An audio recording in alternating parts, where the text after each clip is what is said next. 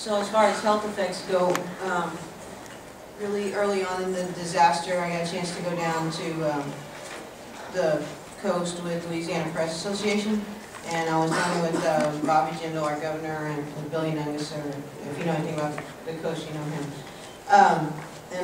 But the problem was, like, BP basically took us out where what they wanted us to see, and I didn't feel like we saw some oiled pelicans, but I didn't feel like we got the really, I'm a journalist, and I didn't feel like we got the real human aspect. So I went back down that next week, and I got on a boat, a fishing boat with a man and his little boy, and we were tooling around out there for most of the day, and we came across, this is when the oil had just hit, it was all up in the marshes, and life there was gone, and there was no insects, and there's no birds, and it was horrible. But we came across a pelican that was struggling in the water, and we pulled him onto the deck of the boat, and we were going to try to get him back to Fort Jackson where they cleaned the birds, but it didn't take us very long to realize that he wasn't going to make it.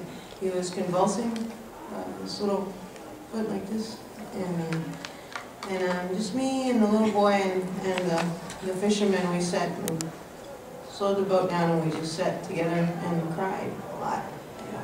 You know, the bird died in between us. You know. The little boy, all he wanted to be was a fisherman, and the gentleman was a fourth-generation fisherman, and I'm the wife of an oil worker. And together, we knew that our life had changed forever. Something between us had changed. Our relationship to the earth and our relationship to, well, who we thought we were. So I started being what you call an activist, I guess, and I started trying to document as much as possible, because I knew that they were lying. I knew that they weren't going to tell the truth, and I knew from other man-made disasters that eventually the press was going to go away, and we were going to be left to clean up this mess. So we started, me and my friend Elaine, we started documenting as much as we could. We went down, we talked to the oil commission, we talked wherever they'd let us talk.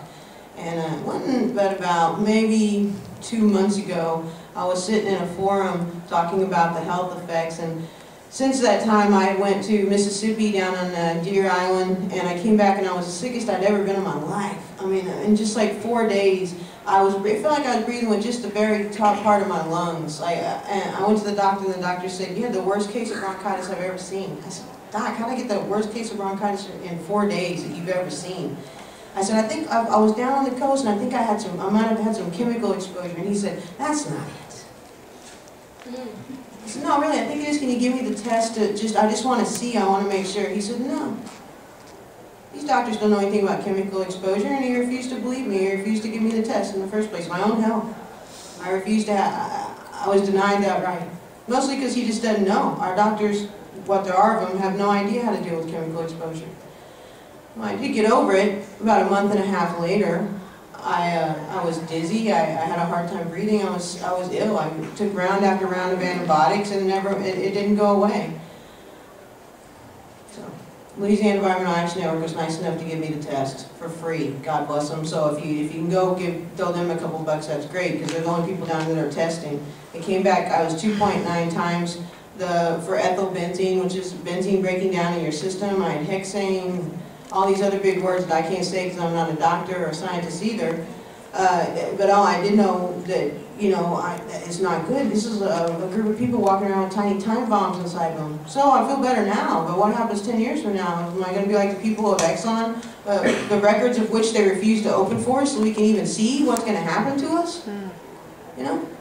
2 months ago I was at a forum, and there's this young, he's about 22 years old, he's sitting in a wheelchair right next to me, where Andre's sitting now, and he has a seizure.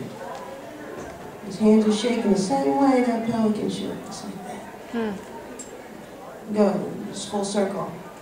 I saw the pelican, now I'm seeing the people.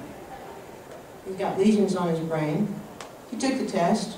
His levels are excessively high. Can we prove that that came from the reason he's having these seizures? A perfectly healthy young man went to having these seizures. Can I, as a mom, prove that that's why he's sick like that? No, I can't. But I know that after he swam in that water, he was fine until he swam in that water.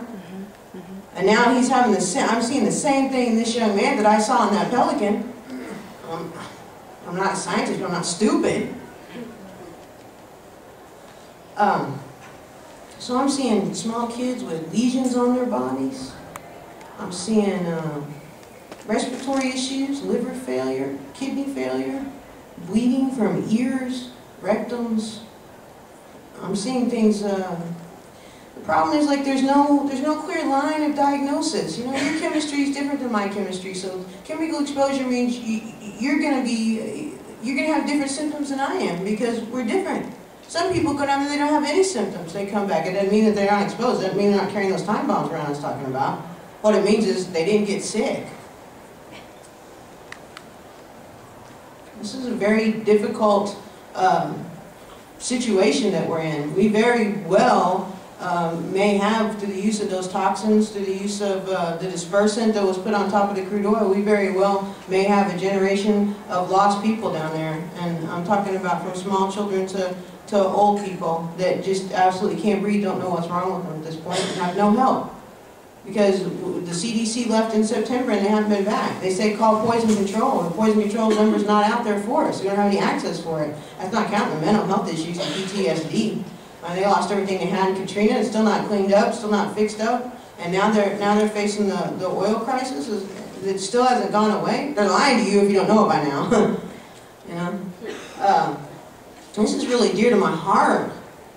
It's dear to my heart because I have 6 kids, and honestly, they might lose their mother just because I was trying to tell the truth. That's right in America. That's what it's supposed to be like. Heck no, it's not. Do you know what the worst part of that is? Sucks to be me. I'm dead 10 years. Sucks to be my kids. They lost their mother. I'm talking about the 3-year-old that has 10 times the ethylbenzene level. He doesn't smoke and he doesn't pump gas. I'm trying to save that child's life. And he's not the only one. This walk was a rescue mission. Ain't no doubt about it. I'm not going against BP. I don't give a crap what happens to BP, and I'm not going against the government either. I'm for my people and for my Gulf. So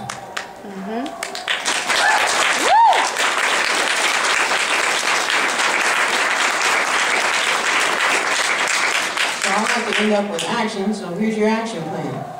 Please go out and you tell everybody that you know that there's something definitely wrong with the waters and the people in the Gulf of Mexico, and you tell them to please stand up and to call their president and to call their representatives, and you tell them that they need to give a damn because you do. Please? Yes, yes.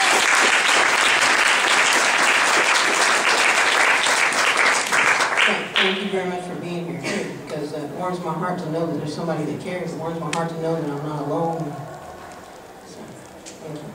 Thank you.